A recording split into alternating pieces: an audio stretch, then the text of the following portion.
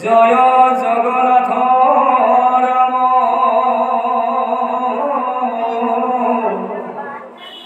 পতিত পাতকী অন্তু যে নিষ্ঠুর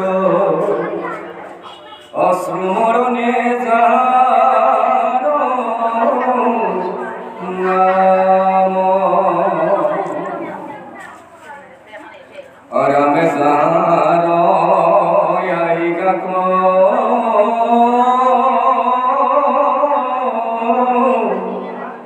হিরে ধরিয়াটি হরে হর প্রজাপতি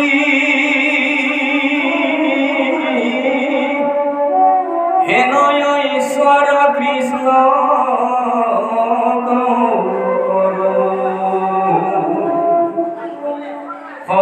হসকুতি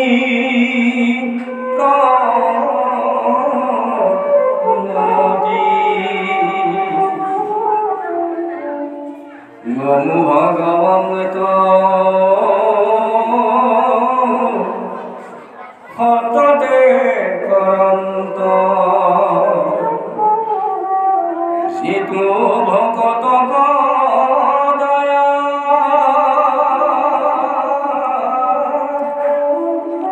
স্ত্রী ঠিকি নয় করতে আশয় প্রতাকে যার মায়া পরমে যতই অবতার বিভূতি যার যার মহাহরি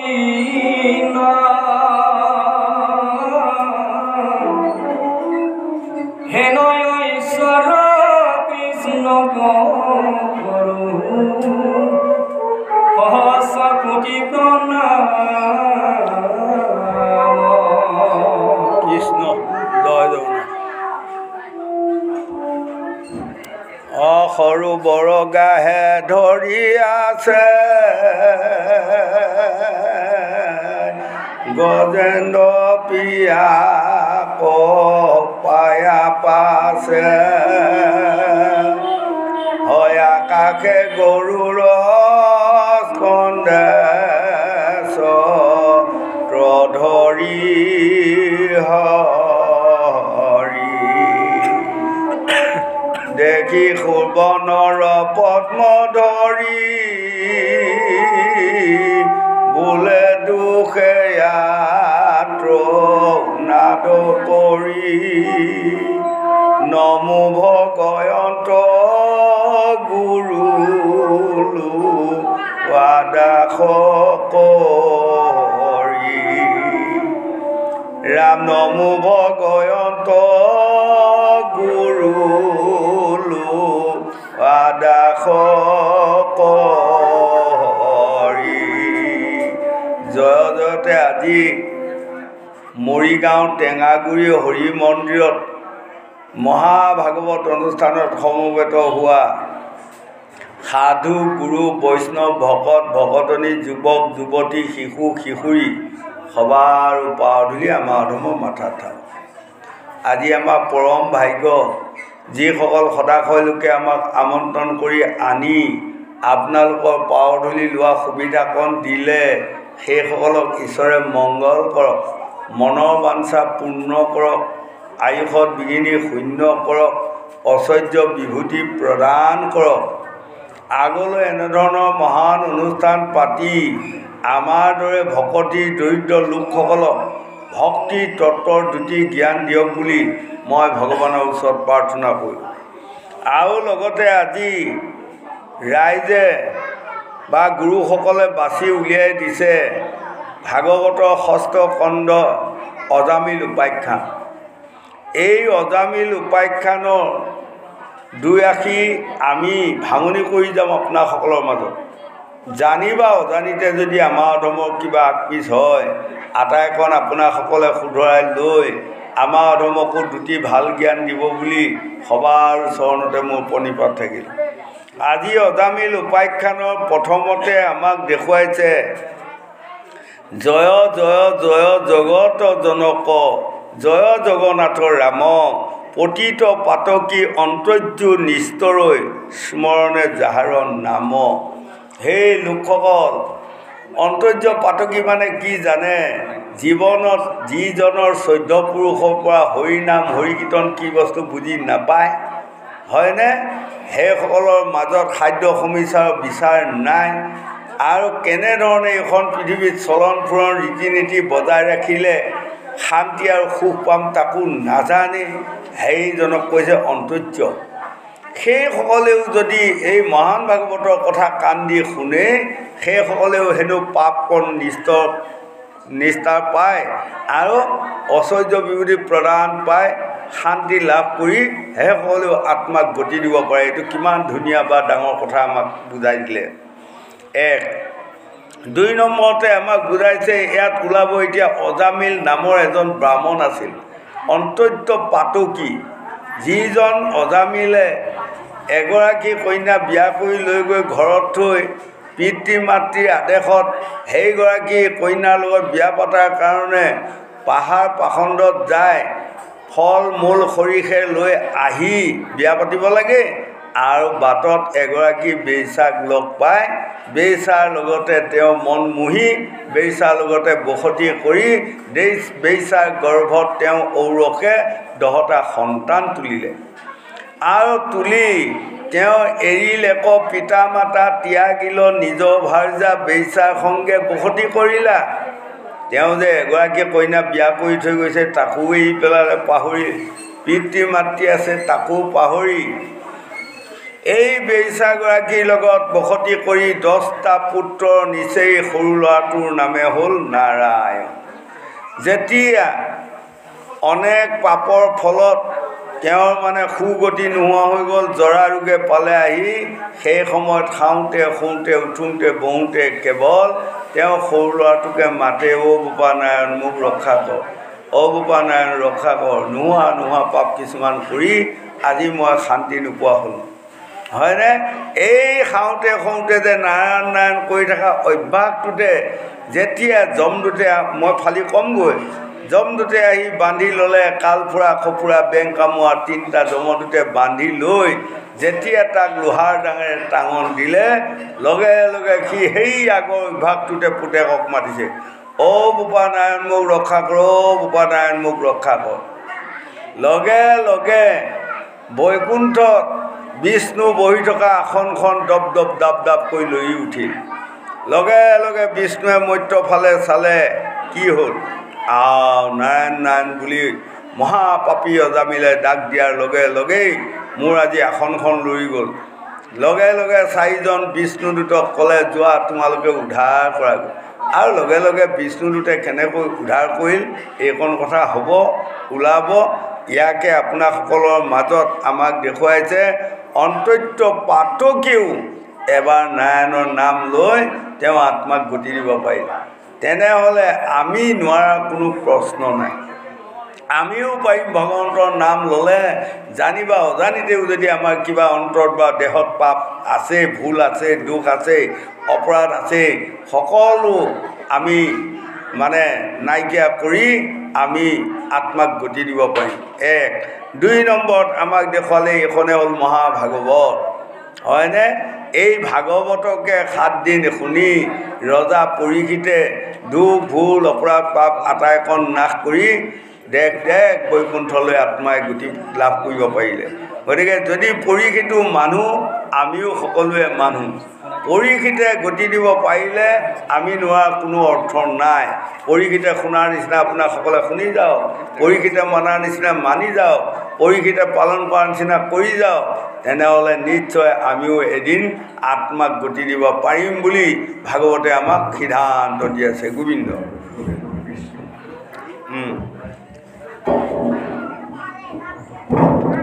কৃষ্ণ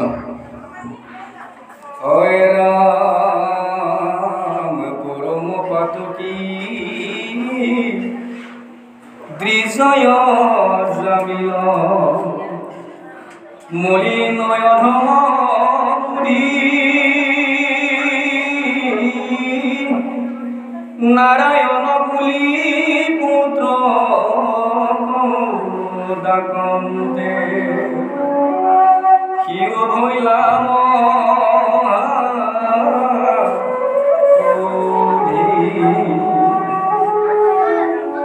রামা পাপত নিষ্করি সংসার কতরি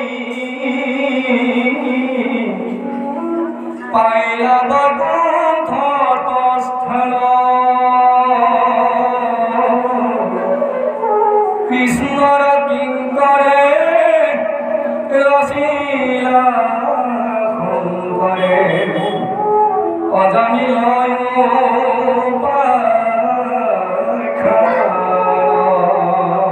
এতিয়া এই অজামিল উপাখ্যানটো এইভাগিত আমাক ক'লে কিয় ক'বলগীয়া হ'ল হয়নে? তাৰমানে অৰ্থাৎ গংগাৰ পাৰত শুকদেৱে পৰীক্ষিতক বুজাই দিছিলে প্ৰথমে, সেই ৰাজা তোমাৰ 5 বছৰ বয়সৰ শিংগীমুনিয়ে তোমাক অভিশাপ দিলে 7 দিনৰ ভিতৰত তোমাক তক্ষকনাগে দংশন কৰিব। তুমি আকৌ ভাবি নল'বা, সৰু ল'ৰা এটাই সাপ দিলে লাগিবও পাৰে নালাগিবও পাৰে, তেনে ভাবি নল'বা। অৱশ্যে লাগিব, 7 দিনৰ ভিতৰত তক্ষকে দংশিব, ব্যৰ্থ নহয় মুনিৰ বচন নিশ্চয় ফলিব। গতিকে তুমি কাই মন বাইক এক কৰি মোৰ গৰ্ভৰ পৰা 18,000 ভাগৱতৰ শ্লোক কৈ যাম, তুমি একান্ত চিতে শুনি যোৱা। আৰু যদি তোমাৰ সন্দেহ হয় প্ৰশ্ন কৰিবা, মই তাৰ যথাযথ উত্তৰ দি যাম। আৰু লগতে এই ওপৰত এইখন কোলা চন্দ্ৰতাপ দেখিছা ৰজা? বোলে দেখিছোঁ। আৰু তুমি একান্ত চিতে ভাগৱত শুনি আকাশৰ ফালে চাবা, যেতিয়া এই কোলা চন্দ্ৰতাপখন কোলা গুচি বগা হ'ব, তোমাৰ দুখ ভুল অপৰাধ সকলো পাপ নাশ হ'ব, তুমি বৈকুণ্ঠত যাব পাৰিবা। কিন্তু 5ম স্কন্ধ গ'ল, তেতিয়ালৈ কোলা চন্দ্ৰতাপ বগা হোৱা নাই, আৰু পৰীক্ষিত ৰজাই কান্দি আছে, তাৰমানে 2 চকুৰে ধাৰাসাৰে চকু পানী বৈ আছে। তেতিয়া শুকদেৱে পৰীক্ষিতক চাই ক'লে, হেৰা ৰজা, ৰবাচোন, তুমি যে ইমান কান্দিছা কাৰণ কি? তোমাক মায়াই পালে। তুমি ধন ধান পুত্ৰ ভাৰ্যাৰ ৰাজ্য ৰাজসিংহাই এৰি থৈ আহা তোমাক বেজাৰে পালে, গতিকে তুমি কান্দিছা। এই তেতিয়া পৰীক্ষিত ৰজাই শুকদেৱৰ 2খন চৰণতে ধৰি কৈছিল, গুৰুদেৱ, মই সেই মায়াত পৰি কান্দা নাই, এটা মায়াত পৰি মই কান্দিছোঁ। কি জানে? মোক শিংগীমুনিয়ে অভিশাপ দিলে দিয়ক, মই মৃত্যুবৰণ কৰিব লাগে কৰিম, কাৰণ মোৰ নিচিনা অপদাৰ্থ এজন এই পৃথিৱীত জীয়াই থাকিব নাপায়। কাৰণ মই ঈশ্বৰ উপাসনা কৰি থকা ঋষি এজনক যেতিয়া মই ইমান অপদস্থ কৰি আহিলোঁ, গতিকে মোৰ নিচিনা লোক এজন মৃত্যু হোৱাটো ভাল। তেনেহ'লে উঠি অহা যুৱক যুৱতীসকল নিশ্চয় জ্ঞানী হ'ব আৰু তেওঁলোকৰ ভয় আহিব। আৰু মই যদি ইমান পাপ কৰাৰ পাছতো মই জীয়াই থকা হয়, তেনেহ'লে দেশখন অপবিত্ৰ হৈ যাব। গতিকে মই মৃত্যু হোৱাৰ ভয় নাই, আৰু মোক খাপে খাব তাতো মই ভয় কৰা নাই। কিন্তু কেইটামান দিন যদি মোক বহলাই দিলে হয়, তেতিয়া মই আত্মাক গতি দিব পাৰিলোঁ হয়। কিন্তু মুঠে 7টা দিন দিলে। এই 7টা দিনৰ ভিতৰত মই কেনেকৈ গতি পাম? নাপাম। মই নিশ্চয় মই জানিছোঁ, মই অধোগতি যায় 100 কোটি জন্ম কুকুৰ চিগাল গাহৰি গৰ্ভত জন্ম লৈ মই 20টা বৰকচু খাই ফুৰিব লাগিব, হয়নে? এই তেতিয়া শুকদেৱে গংগাৰ পাৰত পৰীক্ষিত ৰজাক কৈছে, তোমাৰ ৰজা, তোমাৰ ভুল ধাৰণা, তুমি চিন্তা নকৰিবা, মই এটা তোমাক কাহিনী কওঁ। বোলে কি কাহিনী জানা? 1 নম্বৰতে কাহিনী এটা কম। শতাংগ নামে এজন ৰজা আছিল। সেই শতাংগ ৰজা পৃথিৱীত গুণী জ্ঞানী সাধু মহন্ত পণ্ডিত ৰজা আছিল। আৰু সেই পণ্ডিত ৰজাজনক 33 কোটি দেৱতাই যেতিয়া দৈত্যৰ পৰা স্বৰ্গ ৰাজ্য উদ্ধাৰ কৰিবৰ কাৰণে মানে তেখেতসকলে নোৱাৰা হ'ল, সকলোৱে গৈ বিষ্ণুৰ ওচৰত আবেদন জনালে। আৰু তেতিয়া বিষ্ণুৱে 33 কোটি দেৱতাক ক'লে, তোমালোকে মৰ্ত্যত যোৱা, মৰ্ত্যক যাই যদি শতাংগ ৰজাক আনা, তেনেহ'লে শতাংগ ৰজাই সকলো দৈত্যকে ভঙাই দিব আৰু তোমালোকে স্বৰ্গ ৰাজ্য উদ্ধাৰ কৰিব পাৰিবা। তেতিয়া বিষ্ণুৰ পৰামৰ্শ লৈ ৩৩ কোটি দেৱতাই আহি শতাংগ ৰজাক লৈ গৈ স্বৰ্গ ৰাজ্যখন মানে দৈত্যক খেদাই পবিত্ৰ কৰাই ইন্দ্ৰ আদি ৩৩ কোটি দেৱতাক তাত থান অৰ্পণ কৰিলে। লগে লগে ইন্দ্ৰই ক'লে, হে মহাৰজা, আপুনি যিমান এই পৃথিৱীৰ পৰা আহি আমাক যিমান উপকাৰ কৰিলা তাৰ ঋণ আমি পৰিশোধ কৰিব নোৱাৰিম। গতিকে তোমাক কি বৰ লাগে কোৱা, মই প্ৰাণ ভৰি তোমাক বৰ এটা দান কৰিম। আৰু চন্দ্ৰ সূৰ্য বায়ু বৰুণ ৩৩ কোটি দেৱতা সকলোৱে ক'লে, মহাৰাজ মই এটা বৰ দিম। ইজনে বোলে মই এটা বৰ দিম।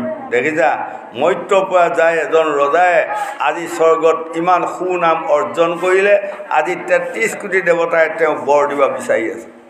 তেতিয়া শতাংগ ৰজাই ক'লে, মোক বাৰু সকলোৱে বৰ দিবা সত্য, কিন্তু মই কিমান দিন জীয়াই থাকিম আপোনালোকে চাওকচোন। তেতিয়া লগে লগে দেৱতাসকলে চালে, চাই দেখিলে ৰজা কথা সৰ্বনাশ হ'ল। কি হ'ল?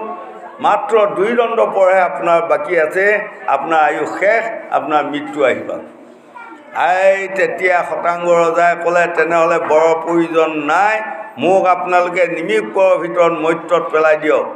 মোৰ পুত্ৰ ভাৰ্যা সকলোকে মই এটা পৰামৰ্শ আগবঢ়াই মই মানে মৃত্যুবৰণ কৰিম।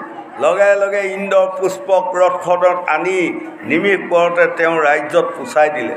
আৰু পুচাই দিয়াৰ লগে লগে তেওঁ ভাৰ্যা পুত্ৰ ল'ৰা ছোৱালী সকলোকে ক'লে, এই 2 দণ্ডৰ ভিতৰত মোৰ মৃত্যু আহি পাল, গতিকে তোমালোকে এই ৰাজ্য ধন সম্পত্তি তোমালোকে সকলোৱে মিলিজুলি খাবা আৰু মোক কোনেও মাত নিদিবা। মই স্বয়ং প্ৰভু ভগৱন্তৰ নাম লৈ মই মানে মৃত্যুবৰণ কৰিম। এই বুলি তেওঁ সেই 2 দণ্ড সময় প্ৰভু ভগৱন্তক স্মৰণ কৰি মৃত্যুবৰণ কৰি আজিও শতাংগ ৰজা বৈকুণ্ঠত আছে। গতিকে সেই ৰজা পৰীক্ষিত, তুমি ভয় নাখাবা। তুমি যে 7 দিন তোমাক সময় দিলে, দিন আমাৰ কেইটা? 7টাই দিন। 7টা দিনহে ঘূৰি আছে। যদি কেনিবাকৈ সিংগীমুনি মুখত আহিলে হয়, নিমিষ পৰৰ ভিতৰতে তোমাক তৎক্ষণাতে দংশন কৰক, তেনেহ'লে তোমাৰ সৰ্বনাশ হ'লে হয়। কিন্তু তেওঁৰ মুখত আহিল 7 দিনৰ ভিতৰত তোমাক তৎক্ষণাতে দংশন কৰক, গতিকে তোমাৰ ভাল দিন। আৰু এই 7টা দিনে বাগৰি আছে। এই 7টা বাৰৰ ভিতৰত আৰু বেলেগ বাৰ আছেনে কাৰোবাৰ? নাই। এই 7টা বাৰৰ ভিতৰতে আমি সকলোৱে এটা এটা বাৰতে আমি সকলোৱে মৃত্যুবৰণ কৰিব লাগিব। গতিকে ৰজা তুমি ভয় নাখাবা, মই কৈ যাওঁ শুনা। এই অজামিল উপাখ্যানৰ কাহিনী এটা মই তোমাক কৈ যাম। এই বুলি আজি গংগা পাৰত এই অজামিল উপাখ্যান কাহিনীটো শুকদেৱে পৰীক্ষিতক বুজাব। এইটো হ'ল বিশ্বৰ কাহিনী।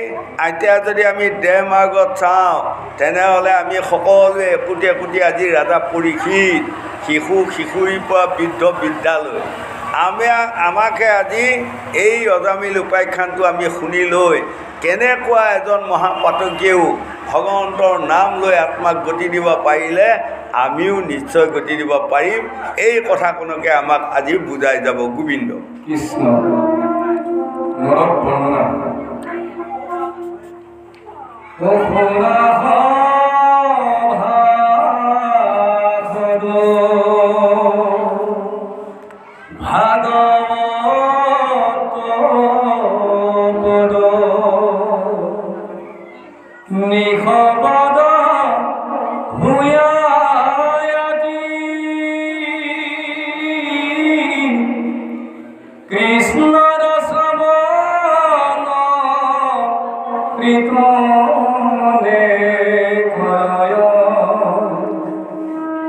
প্রথমে পাপ শাস্তি যত মহাপুণ্য আপুনি উপজে মিলায় মহামুকুটি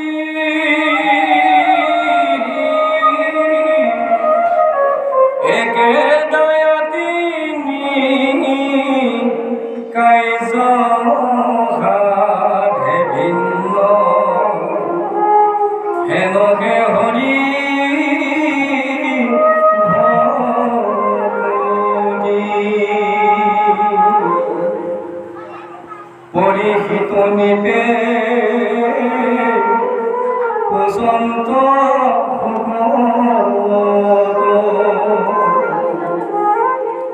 সোনামণি মহামতি কৃষ্ণৰ আৰু চিৰ চৰিত শুনি তোমাৰ মুখে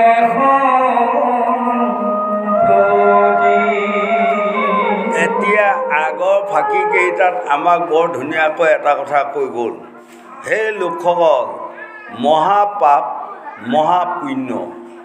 পাপ কেনেকৈ আহে আপোনাসকলে দেখা পায় জানো, বা আমি দেখা পাওঁ জানো? নাপাওঁ। দেখিছেনে? পুণ্য কেনেকৈ আহে সেই বস্তুটো আমি দেখা পোৱা বস্তু নহয়, কিন্তু কৰ্ম।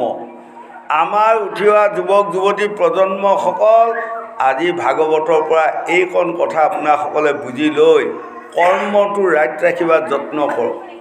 যেতিয়া আপুনি বেয়া কৰ্ম কৰিব তাৰ পৰা নিশ্চয় পাপ আহি জমা হ'ব, আৰু যদি আপুনি ভাল কৰ্ম কৰি যাব তাৰ পৰা আপোনাসকলৰ মাজত পুণ্য সঞ্চয় হ'ব।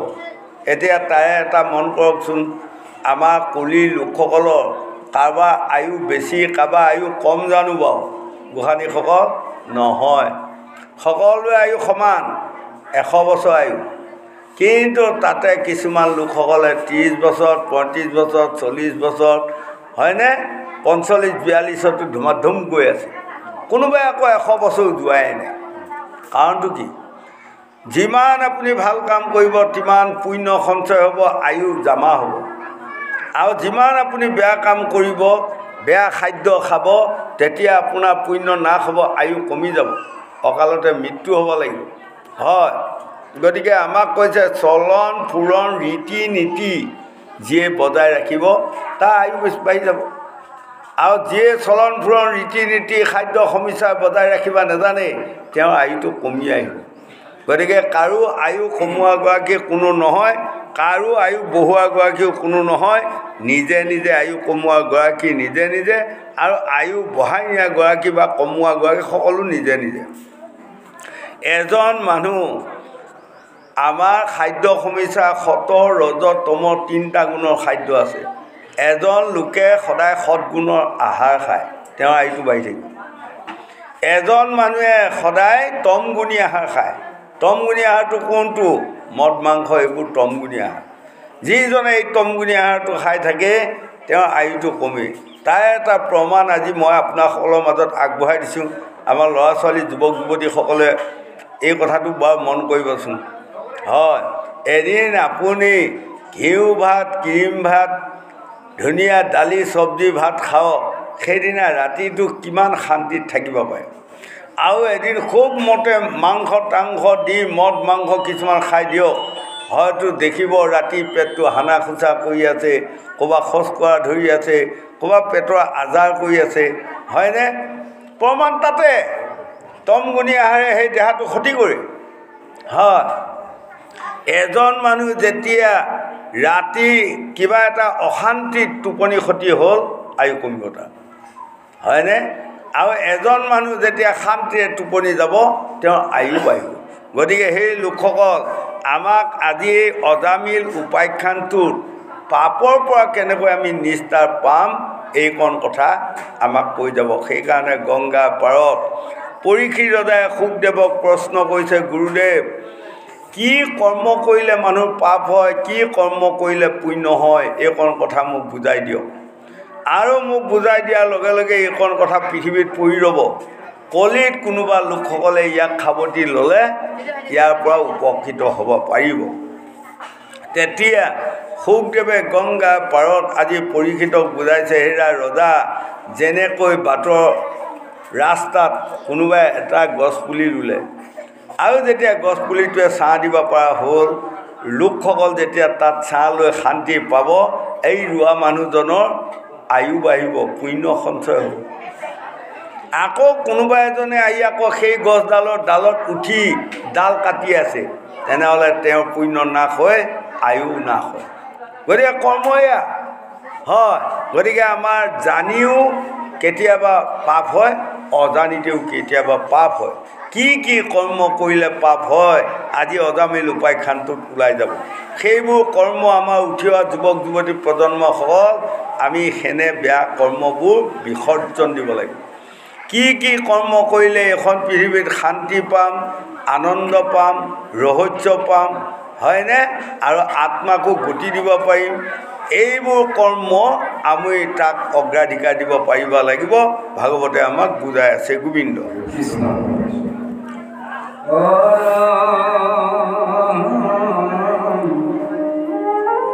সূৰ্যমন দলৰ নক্ষত্ৰ গহৰ কহিলা সমস্তে স্থিতি পৃথিৱী পৰ্বত সবাৰে প্ৰাণ শুনিয়া হইল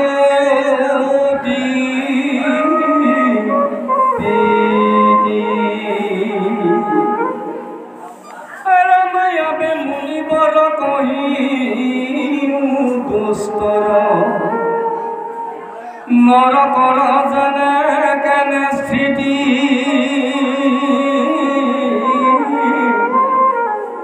কোন পাপে কোন নৰ কত পৰ শুনিয়াই উপজয় ভীতি কতে নৰক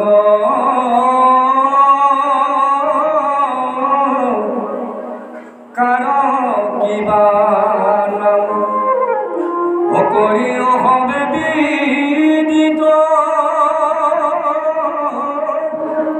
শুনি মুনিবৰ দিন উত্তৰ অশুনা নিপ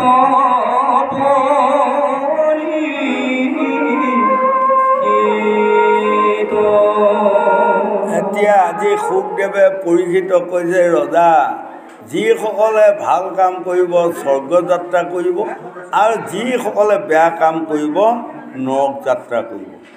আমাৰ নৰক আৰু স্বৰ্গ বুলি কোৱা বস্তু দুটা। ভাল কাম যিসকলে কৰিব তেওঁক স্বৰ্গক নিবই, তেওঁ স্বৰ্গক নাযাওঁ বুলি ক'লেও লৈ যাব। আৰু কোনোবাই বেয়া কাম কৰাৰ ফলত নৰকত লৈ যাবই, নৰকত নাযাওঁ বুলি ক'লেও তেওঁক লৈ যাব বাধ্য, হয়নে? সেইকাৰণে এয়া ৰজা তুমি চিন্তা নকৰিবা। এজন মহাপাতকী অজামিলে যদি পুতেকৰ নাম লৈ যদি সকলো পাপ নাশ কৰিব সুবিধা পালে, তুমি 7 দিন ভাগৱত শুনি পাপ নাশ কৰিব নোৱাৰা কথা কোনো প্ৰশ্ন নাই, তুমি নিশ্চয় পাৰিবা, হয়নে? তুমি একান্ত চিতে শুনি যোৱা। আৰু লগে লগে পৰীক্ষিত ৰজাই আকৌ প্ৰশ্ন কৰিছে যে নৰক নৰক নৰক নৰকনো কেনেকুৱা, নৰকনো কিমান আছে বা কি কি তেওঁৰ নাম, সেইসকল নৰকৰ নামনো কি কি মোক অকণমান বুজাই দিয়ক। তেতিয়া আজি শুকদেৱে পৰীক্ষিতক কৈছে, ধন্য ধন্য ৰাজা পৰীক্ষিত, তুমি মৃতকৰ সময়টো যে ইমান সুন্দৰ প্ৰশ্ন কৰিছা, এই প্ৰশ্নৰ উত্তৰ মই দি যাওঁতে পৃথিৱীত পৰি ৰ'ব। আৰু পৃথিৱীত বা মৰ্ত্যসকলত মনুষ্যসকলে ইয়াক পায়, যিসকলে এইকেইটা বাণী পালন কৰি যাব, সেইসকলে আনন্দৰ ৰং ৰহস্য শান্তিত হাঁহি হাঁহি হাঁহি হাঁহি জীৱন স্বৰ্গলৈ নিব পাৰিব বা আত্মাক স্বৰ্গলৈ নিব পাৰিব। হয়, গতিকে ধন্যবাদ ৰজা। আজি পৰীক্ষিতক বুজোৱা মানে আমাক বুজোৱা। সেইকাৰণে ভাগৱতখন 4 প্ৰকাৰে আমাক বুজাই গৈ আছে। কি কি প্ৰকাৰ? প্ৰথম প্ৰকাৰটো হ'ল বিশ্বত বুজোৱা কথা, দ্বিতীয় প্ৰকাৰ হ'ল আমাৰ দেহ মাৰ্গত বুজোৱা কথা। এই লোকসকল আমাৰ দেহতে সকলোবোৰ আছে, হয়নে? আমি অন্যত বিচাৰি যাবলগীয়া নাই। 3 তুলসীত যিমান সম্পত্তি আছে, আমাৰ এই দেহটোতে তিমানখিনি সম্পত্তি আছে। সেইকাৰণে আমাক কৈছে এই ভাগৱতখন এখন পৰমাৰ্থী তত্ত্ব। আপোনালোকে এই ভাগৱত শুনি পৰমাৰ্থী তত্ত্ব মানে দেহাত যদি মিলাই ল'ব পাৰে, ইয়াৰ উত্তৰটো আপোনাৰ সকলোৱে চমুতে পাব। 2, 3 নম্বৰত আমাক কৈ আছে এই মহান ভাগৱতৰ কথা। 3 নম্বৰে আমাক কেনেকৈ বুজাই আছে জানা? ল'ৰা ছোৱালী ভাৰ্যা পুত্ৰ সংসাৰখনৰ মাজত বুজাইছে। যদি এই ভাগৱতৰ বাণী কেইটা যিসকল পুৰুষ আৰু পত্নীয়ে বিয়া বাৰু সোমোৱাৰ লগে লগে এই মহান ভাগৱতৰ বাণী কথাবোৰ পালন কৰি দুয়ো ধুনীয়াকৈ চলে, তেনেহ'লে সেই দুজনৰ সংসাৰখনৰ মাজলৈ দুখ মানে ভুল অপৰাধ কিছুমান যাব নোৱাৰে। তেওঁলোকে এইখন পৃথিৱীত শান্তি পাব আৰু তেওঁলোকে এইখন পৃথিৱীত মানে সুখী ভোগী শিক্ষিত জ্ঞানী সাধু সন্তান তোলাৰ ক্ষমতা পাব। সেইকাৰণে ভাগৱতৰ ধৰ্মটো ডাঙৰ ধৰ্ম। সপ্তম স্কন্ধত প্ৰহ্লাদে দৈত্য শিশুসকলক কৈছিলে, সোণা হেৰা দৈত্য শিশু এৰা আন কৰ্ম, কুমাৰ কালতে লোৱা ভাগৱতৰ ধৰ্ম। সেই ল'ৰা ছোৱালী যুৱক যুৱতী প্ৰজন্মসকল, কুমাৰ কুমাৰী কালতে ভাগৱত শুনা। এই ভাগৱতৰ ধৰ্মটো যিসকল ল'ৰা ছোৱালীয়ে সৰুকালৰ পৰা পাব বা পালন কৰি যাব, তেতিয়া তেওঁলোকে বিয়া বাৰু সোমোৱাৰ পাছত সেইসকলে জানিব কেনে নিয়মত ল'ৰা ছোৱালী বা সতি সন্তান তুলিলে এইখন পৃথিৱীত সুখী ভোগী শিক্ষিত জ্ঞানী পণ্ডিত হয়। তেওঁলোকে বুজি শুনি সতি সন্তান তুলিব, হয়নে? আৰু যদি নুবুজি নাজানি আজে বাজে আপোনাসকলে এসোপা সন্তান তোলে, এসোপায়োতো কাম নাই। ভূপেন হাজৰিকাই গান এটাত গোৱা নাই, চিগালৰ জাক জাক সিংহৰ এটাই ভাল, হেন জানি ভাবিছোঁ সেই নৱ দম্পতি সীমিত কৰা পৰিয়াল। আপোনালোকে যদি সিংহৰ নিচিনা সতি সন্তান তুলিব পাৰে তেনেহ'লে এটাই তোলক, আৰু যদি শিয়ালৰ নিচিনা যদি তুলিব বিচাৰে 100টা তোলক। সি পিতৃ মাতৃক উদ্ধাৰ কৰিব নোৱাৰে, হয়নে? তাৰে এটা উদাহৰণ মই দিছোঁ। এজন মানুহ মহা সদাগৰ মানুহ, তেওঁ সৰুতে শিয়ালৰ পোৱালি এটি আনিলে আৰু সিংহ পোৱালি এটিও আনি দুইটি মানে পুহি আছে। যাওঁতে যাওঁতে শিয়ালটো মজবুত ডাঙৰ হৈ গ'ল, সিংহটোও মস্ত ডাঙৰ হৈ গ'ল। এদিন সেই সদাগৰ মহাজনে দুইজনকে মাতি কৈছে, তহঁতক সৰুৰ পৰা মই বহুত পালন কৰি খুৱাই বোৱাই ডাঙৰ কৰিলোঁ নহয়, এতিয়া মই গৰম গৰম মাংস এসাঁজ খাব মন গৈছে, তহঁতে আনি খোৱাৰ মই বৃদ্ধ হৈ আহিছোঁ। তেতিয়া লগে লগে সিংহটোৱে শিয়ালটোৱে নমস্কাৰ কৰি বনৰ মাজলৈ গুচি গৈ লগতে সিংহটোৱে এজনী মৃগ বা এটা মৃগ মাৰি ডিঙিত কামোৰ মাৰি ধৰি টানি টানি লৈ আহি মানে সদাগৰক জমা দিছোঁ, এয়া মই জমা দিলোঁ আপোনাৰ মৃগ মাংস খাব মন গৈছে যদি খোৱা হয়। আৰু শিয়ালটোৱে 7খনমান থল ঘূৰি ক'ত গেলা পচা মৰা যে মাংস কেটুকুৰামান পায় তাকে মানে লৈ আহি আৰু জমা দিছে। দেখিছেনে শিয়ালে কি জমা দিল? কেতিয়াবা কোনোবাই মাৰি পেলাই থোৱা পচা গেলা মাংস লৈ আহি শিয়ালটোৱে জমা দিল। কিন্তু সিংহটোৱে কি দিলে? গৰম গৰম মৃগ মাৰি আনি লগে লগে জমা দিলে। সেইটোকে আমাক বুজাইছে, আপোনাসকলেও ভাবিও চিন্তিও কৰিও কাজ কৰিও ভাবিও না। আপোনালোকে ল'ৰা ছোৱালীসকল বিয়া বাৰু সোমাই খুব ভাবি চিন্তি সতি সন্তান তুলিব। যদি সিংহৰ নিচিনা আপোনাসকলে সতি সন্তান তোলে এই জীৱনত সদায় আনন্দ শান্তি পাই থাকিব। আৰু যদি চিগালৰ নিচিনা তাৰমানে শিয়ালৰ নিচিনা কিছুমান যদি সতি সন্তান তোলে সেইসকলে কেতিয়াও আপোনাসকলক পোহপাল দিব নোৱাৰে। সেইসকলে কেতিয়াও বৃদ্ধ সময়ত আপোনালোকক মৰম দয়া আদৰ চেনেহ কৰিব নাজানিব। এইবোৰকে হ'ল শাস্ত্ৰ ভাগৱতত একোটা উদাহৰণ মই দি যাওঁ। আমাৰ অধৰ্মৰ উদাহৰণকেইটা যদি উঠি অহা যুৱক যুৱতী প্ৰজন্মসকলে মানি লয় তেনেহ'লে আপোনাসকলে নিশ্চয় এদিন শান্তি পাব। গোবিন্দ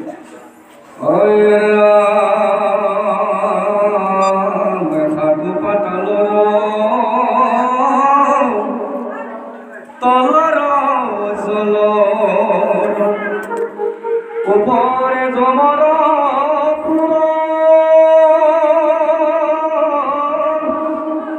অসংখ্যাত দুষ্কর জুড়ি আছে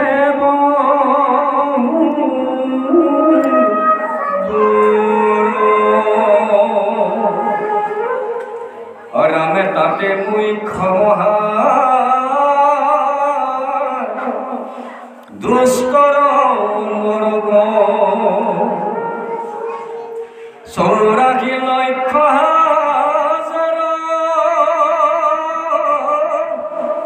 তাৰ গুণ নাম প্ৰণাই বাক লাগি অশকতি আছে হাজাৰ। এতিয়া আজি মহান ভাগৱতে আমাক বুজালে, সেই লোকসকল 84 লক্ষ হাজাৰ নৰক আছে আৰু এই নৰকবোৰ বনাই বা পাৰ ক্ষমতা আমাৰ পুৰুষসকলৰ নাই। এই 84 লক্ষ হাজাৰ নৰকৰ ভিতৰত আকৌ মুখ্য নৰক আছে 28খন, হয়নে? এতিয়া ইয়াতে ওলাবগৈ, যেনেকৈ এজন মানুহে পৰক ঠগ বঞ্চনা কৰি খায়, সি এখন নৰকত পৰিব লাগিব। যিজন মানুহে পৰক ঠগ বঞ্চনা কৰি ধন টকা পইচা খাই থাকে, এই ক'ৰবাত বোলে এখন 20টা মানে নৰক আছে, এই 20টা নৰকখনত তেওঁক থ'বগৈ, তেওঁ মানে সেই 20টাকে খাই তাতে জীয়াই থাকিব লাগিব। গতিকে আপোনালোকে কাকো ঠগ বঞ্চনা লোচাপাতি নকৰিব। 2 নম্বৰ, এজন ল'ৰাই বাপেক মায়েকক নামানে, বায়েকৈ 13টা অপমান কৰে, তেনেহ'লে এখন নৰক আছে, এইখন নৰকত তেওঁক থ'বগৈ। কিখন নৰক জানে? তেওঁ এটা সময় বা 1 ছেকেণ্ড সময় শান্তি নাপায়, গোটেই জুয়ে পোৰা দি পৰি থাকিব, হয়, মানে তাপৰ অশান্তিত চিৰ জীৱন। পিতৃ মাতৃক যিসকলে দুদিন কন্দুৱাই, তেওঁ জন্মে জন্মে কান্দি থাকোঁতেই জন্ম যাব এখন নৰক। আৰু কোনোবাই এগৰাকী বোৱাৰীয়ে শাহু শহুৰক নামানে, বায়েকৈ 13টা অপমান দি দুখ বেদনা দিলে, তেওঁ এনেকুৱা এখন নৰকত তেওঁক থৈ দিব, যিখন নৰকৰ পেচাবৰে নৰক দুৰ্গোন্ধ, তাতে তুমি খাব লাগিব, তাতে থাকিব লাগিব, তাতেই বসবাস কৰিব লাগিব, হয়নে? কোনোবাই কাৰোবাক শত্ৰুশালী মৃত্যুবৰণ দেই, হয়নে? সেইসকলক আকৌ এনেকুৱা এখন নৰকত থ'বগৈ, যিখন নৰক শৌচ পেচাব নানা ৰকমৰ বেয়া বস্তুৰে সৈতে লিপিবদ্ধ হৈ আছে, এখন নৰকত থ'ব, তুমি তাতে শৌচ পেচাব কৰিবা, তাকেই তুমি খাবা, তাতেই জীয়াই থাকিব লাগিব। এই ধৰণৰ ভাগে ভাগে ভাগে ভাগে আমাৰ নৰকবোৰৰ কথা আজি গংগা পাৰত শুকদেৱে পৰীক্ষিতক বুজাই আছে, হয়। অৰ্থাৎ এটা আকৌ যদি আমি 1.5 মাহ আগত চাওঁ, তেনেহ'লে আমি যে জন্ম লৈছোঁ মৃত্যু হৈছোঁ, জন্ম লৈছোঁ মৃত্যু হৈছোঁ, সেইখনো নৰক নহয় জানো? আই গৰ্ভত যে মই ইমান দিন জ্বালা পোৰা মানে জ্বলি পুৰি আছিলোঁ, সেইখন নৰক নহয় জানো? মই আই গৰ্ভত থাকোঁতে সেইখন নৰকত কিবা দেখিব পাইছোঁ জানো? চকুৰে কিবা দেখিব পালোঁ জানো? হয়, মুখেৰে কিবা কথা ক'ব পাৰিলোঁ জানো? নাই। আৰু ইচ্ছা কৰি কিবা এটা বস্তু মই খাব পালোঁ নেকি? নাই। মাত্ৰ আয়ে যিকণ খাই বৈ 20টা কৰি নাৰীডালৰ সৈতে লৈ যায়, আপ্যায়নী নাৰীডালৰ সৈতে মোৰ নাৰীত ভৰাই দিবগৈ, সেই 20টা সোপাকে খাই মই মানে তাতে মজবুত হৈ আছোঁ। সেইখন এখন ডাঙৰ নৰক। গতিকে আগৰ যুগৰ ঋষি মুনিসকলে হাজাৰ হাজাৰ বছৰ বনৰ মাজত তপস্যা কৰি গৈ কি কাৰণত কৰে? তেওঁলোকে ব্ৰহ্মচাৰী হয়, তপস্যা কৰে, যাতে আৰু ঘূৰি এই মৰ্ত্যখনত আমি জন্ম মৃত্যুৰ কাৰণে আহিবলগীয়া নাই। এই পৃথিৱীখনত জন্ম মৃত্যুত অহা মানেই আমি ৰৌ ৰৌ নৰকত ঘূৰিব লাগিবই, হয়নে? আই গৰ্ভখনো ৰৌ ৰৌ নৰক। বাহ, কিমান জ্বালা যন্ত্ৰণা! আপোনালোকে দেখিছে, এগৰাকী মানুহ বা মোৰ মাতৃয়ে 10 মাহ মোক গৰ্ভত লৈ আছে, কিন্তু আপোনালোকে দেখিছে 10 মাহ, মই কিন্তু আই গৰ্ভত মই যিটো যন্ত্ৰণা, যিটো দুখ বেদনাত মই ভোগ কৰি থাকি মোৰ কাৰণে কিমান বছৰ হৈছে? 10 কোটি বছৰ। 10 কোটি বছৰ মই ইমান দুখ যন্ত্ৰণা পাইছোঁ, হয়নে? গতিকে আমাক আজি এই নৰকৰ কথাটো শুনোৱালে, নৰকৰ কথা শুনি যদি উঠি অহা যুৱক যুৱতী প্ৰজন্মসকলে অন্তৰত আপোনাসকলে ভয় ভাৱ আনেই, তেনেহ'লে নিশ্চয় আপোনাসকলে পাপ নকৰিব।